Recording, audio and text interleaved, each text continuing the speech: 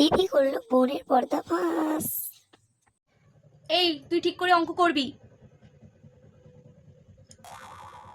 সবাই কত কত নাম্বার পেয়ে বসে আছে আর উনি বাবু 15 পেয়েছি। তো লজ্জা করে না রে? 15 নাম্বার নিয়ে ঘরে এসেছিস। করছি তো।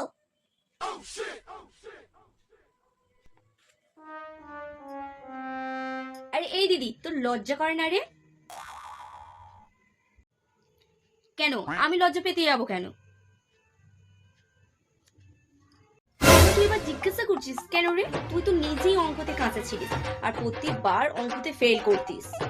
আর অঙ্ক করতে বসে তো মায়ের কাছে প্রত্যেকটা দিন অঙ্ক করতে বসে বকা খেতিস।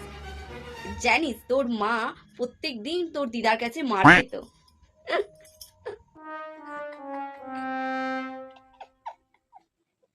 কি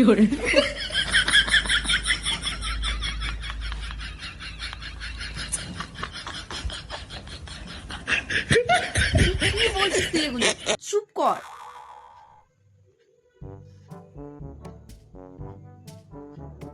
তার মানে তুমি অঙ্কে 0 পেতে মা?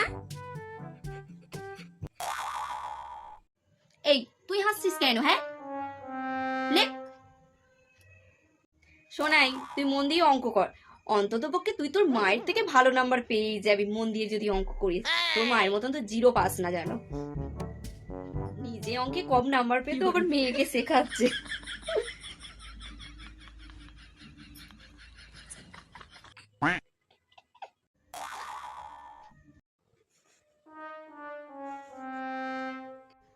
বেশি না হেসে অঙ্কগুলো সব শেষ করো।